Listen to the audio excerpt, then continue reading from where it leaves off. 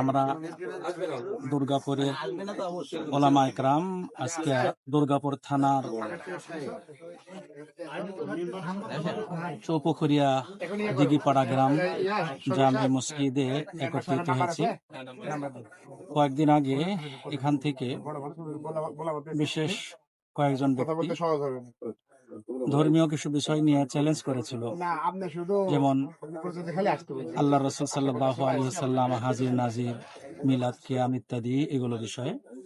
এবং আজকে ৮ তারিখে তারা আমাদেরকে আসতে বলেছিলেন যে এই বিষয়ে বহস করা হবে বা মোনাজারা করা হবে, সঠিক বিষয়টা যাচাই বাছাই করা হবে।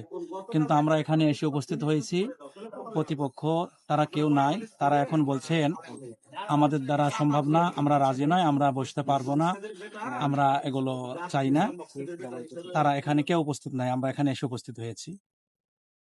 আপনারা জানবেন সবসময় বাতিল পক্ষ এভাবে গর্জন তর্জন করে, কিন্তু যখন তাদেরকে কোরআন হাদিস নিয়ে আলোচনার জন্য আসতে বলা হয় তখন তারা রাজি হয় না, শুধু বাহির দিয়ে গর্জন তর্জন করে, মৌখিক মুখরোচী কিছু কথা বলে। এই জন্য কারোর সাথে রাগ নয়, ঝাল নয়। আল্লাহ তাআলাকে রাজি খুশি করার জন্য আমরা যারা আলেম সমাজ আছি, আমাদের দায়িত্ব কর্তব্য সাধারণ মানুষকে সঠিক জ্ঞান দেওয়া, সঠিক বিষয় তাদেরকে বোঝানো। বিশেষ করে আমরা যারা দুর্গাপুরের ওলামা একরাম আছি, আমাদের দুর্গাপুর থানার মানুষ তারা সঠিক জ্ঞান অর্জন করবে, সঠিক বিষয় জানবে, এটা আমাদের দায়িত্ব আর কর্তব্য। সেই দায়িত্ব কর্তব্যের জায়গা থেকে আজকে এখানে উপস্থিত হয়েছিলাম। কিন্তু যারা এই বিষয়গুলো নিয়ে বিপক্ষে কথা বলেছে তারা কেউ উপস্থিত হননি, তারা এই বিষয়ে আর কথা বলতে চাচ্ছে না। বিষয়টা আপনারা বিবেচনা করবেন। আসসালামু আলাইকুম। আসসালামু আলাইকুম রহমতুল্লাহ। সম্মানিত এলাকাবাসী, আমরা দুর্গাপুর থেকে অনেক আলেম ওলামাগণ এখানে এসেছিলাম। এখানকার লোকজন বিশেষ করে একজন বেদাতি মানুষ জহুরুল ইসলাম ওই এলাকাবাসীর মানুষের আকীদা নষ্ট করছে।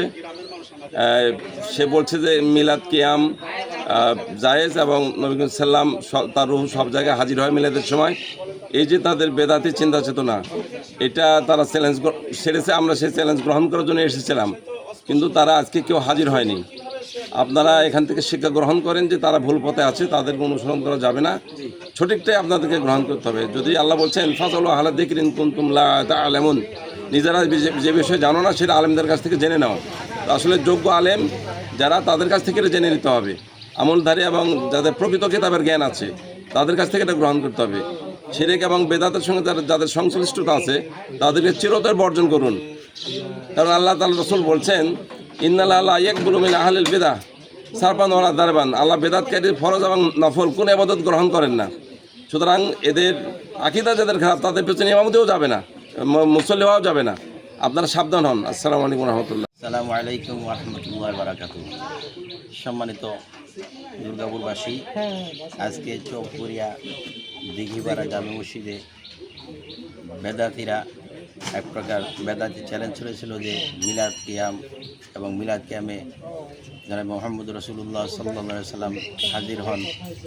এই যে বাতিল আকীদা, যে আকীদার কারণে ঈমান নষ্ট হয়ে যায়, এই জন্য আমরা পুরা দুর্গাপুরের ওলামায়ে কেরাম তাদের চ্যালেঞ্জকে গ্রহণ করে আমরা চৌপুরিয়া দিঘিপাড়া মসজিদ প্রাঙ্গণে উপস্থিত হয়েছি।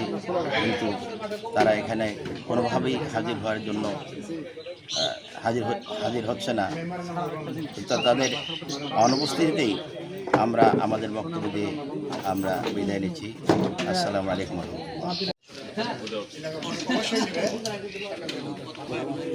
আসসালামু আলাইকুম ওয়া রাহমাতুল্লাহ। আলহামদুলিল্লাহি ওয়া কাফা ওয়া সালামুন আলা ইবাদিহিল্লাযিনা ইসতাফা, আম্মা বা'দ। সম্মানিত অনলাইন দর্শক বৃন্দ, আমরা চৌপুকুরিয়া দিঘিপাড়া জামে মসজিদে এসেছি একটি বিষয় নিয়ে। এখানে মাওলানা জহুরুল ইসলাম সহ তার কিছু অনুসারী মিলাদ কিয়াম এবং মিলাদ কিয়ামের অনুষ্ঠানে রাসূল সাল্লাল্লাহু আলাইহি সাল্লাম হাজির নাজির হন, এই ধরনের শিরকি আকীদা পোষণকারীরা তারা এই মসজিদের ইমাম সাহেবের সাথে চ্যালেঞ্জ গ্রহণ করে এবং সেই চ্যালেঞ্জ গ্রহণ করার জন্য আমরা দুর্গাপুর এবং রাজশাহীর শীর্ষস্থানীয় কিছু ওলামা একরাম এখানে এসেছি। এসে দেখি তারা কেউ উপস্থিত হননি এবং তারা এই চ্যালেঞ্জ গ্রহণ করতে অস্বীকার করেছেন। তো এখান থেকে প্রতীয়মান হয় যে তারা যে আকীদা পোষণ করে শিরকি আকীদা, কুফরি আকীদা, এবং এই আকীদা পোষণকারীদের ঈমান নষ্ট হয়ে যায়। এজন্য দর্শক, শ্রোতাবৃন্দ এবং সাধারণ মুসল্লি এবং মুসলমানদেরকে আমরা বলবো এই আকীদা পোষণ করা থেকে আমরা দূরে থাকব, তাদেরকে বর্জন করব এবং আমরা সহি ঈমান আকীদা পোষণ করে হক্কানি ওলামায়ে কেরামের সাথে থাকব, এই আশা ব্যক্ত করছি। আসসালামু আলাইকুম ওয়া রাহমাতুল্লাহ। আমার বাসাও দুর্গাপুর, তো সবার বাসা দুর্গাপুর। দুর্গাপুরের মানুষ হিসাবে আমাদের সহি এলেম, সহি জ্ঞান থাকার দরকার। আমরা লেখাপড়া শিখছি, আল্লাহ শেখার তৌফিক দিয়েছে। আমার বাচ্চাটাও আপনাদের মতো সবাই তো লেখাপড়া শিখতে পারে না, এভাবে এলাই। তো সেই দায়িত্ববোধ থেকে বিষয়টা নিয়ে যখন একটা জটিলতা বেঁধেছে যে রাসূল সাল্লাল্লাহু আলাইহি ওয়াসাল্লাম মিলাদ মাহফিলে এসে উপস্থিত হন, তো হাজির নাজির হয়, তা আসলে কি এটা সঠিক কি সঠিক না সেটা তো আমরা যারা লেখাপড়া করেছি তারাই পারবো। আর দায়িত্ব হিসেবে আমার বাপ চাচা আত্মীয় স্বজনকে শেখানোর দায়িত্ব আমাদেরই। তো আপনাদের ইমাম সাহেবের সাথে এই বিষয় নিয়ে কারো কথাবার্তা হয়েছে। এক পর্যায়ে একটা পক্ষ বলেছে যে না, রাসূল সাল্লাল্লাহু আলাইহি ওয়াসাল্লাম হাজির নাজির এটাই সঠিক, মিলাদ কিয়াম করতে হবে এটাই সঠিক। ইমাম সাহেব বলছে না, সঠিক না। তখন একটা বাকবিতণ্ড একটা পর্যায়ে যায়, তো সঠিক কোনটা এইটা আলোচনা করার জন্য একটা দিন তারিখ নির্ধারণ করার সময় হয়। সেটা হলো আজকে 8 তারিখ, আজকে নির্ধারণ করা হবে। আচ্ছা, তখন এখানে আছে এবং এলাকা মানুষের কিছু স্বাক্ষরও আছে। হ্যাঁ হ্যাঁ। তো এখন আমরা সেই অনুযায়ী আসছি যে দেখি আমাদের এলাকাবাসী আসলে কি কথা শুনতে চাচ্ছে, সঠিকটা জানবে কিনা। আসার পর দেখছি যারা এই কথা বলেছিল, চ্যালেঞ্জ ছুড়েছিল যে আমরা বসবো, তারা কেউ নাই, অনুপস্থিত।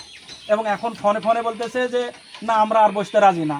এর মানে বোঝা যাচ্ছে বেচারারা এটা পারবে না বা তারা জানে না, বিষয়টা মেনে নিচ্ছে যে আপনারা যেটা বলছেন সেটাই সঠিক। কিন্তু আমাদের একটা প্রশ্ন যে এই বিষয়কে কেন্দ্র করে ইমাম সাহেব সঠিক মাসালা বললে ইমাম সাহেবকে অব্যাহতি দেওয়া হলো, চাকরির থেকে বাদ দেওয়া হলো, এটা তো অন্যায় হলো। এটা আমরা প্রতিবাদ জানাচ্ছি এবং আমরা প্রশাসনিকভাবে ব্যবস্থা নিব ইনশাআল্লাহ, বিষয়টা বলবো ইনশাআল্লাহ। এতটুকু আমাদের কথা, আপনারা এলাকার মানুষ আপনারা জানেন এটা ঠিক হয়নি। যদি তাই হয় যে যে যা পারে সেই করে খান, হুজুররা যা বলে বলুক, তাহলে ইমাম সাহেবকে বাদ দেওয়া হলো কেন? এটা তো অন্যায়, এই কাজটা ঠিক হয়নি। হ্যাঁ, এটা বিষয়টা আপনারা দেখবেন।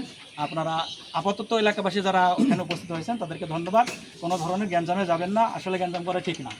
জাস্ট আসল জিনিস যেটা সেটা আমরা আজকে আসছিলাম, যারা বলছে যে এরকম মাসালা, তারা 2 জন বসবে, আমরা 2 জন বসবো, মসজিদের ভিতরে হোক যেখানে এক জায়গায় বসে আলোচনা করে যেটা সঠিক সেটা আমরা মেনে নেব। এটাই তো আমাদের উদ্দেশ্য ছিল, গন্ডগোল করার উদ্দেশ্য না। এই বিষয়টা আপনারা দেখবেন ইনশাআল্লাহ। আসসালামু আলাইকুম ওয়া রাহমাতুল্লাহ।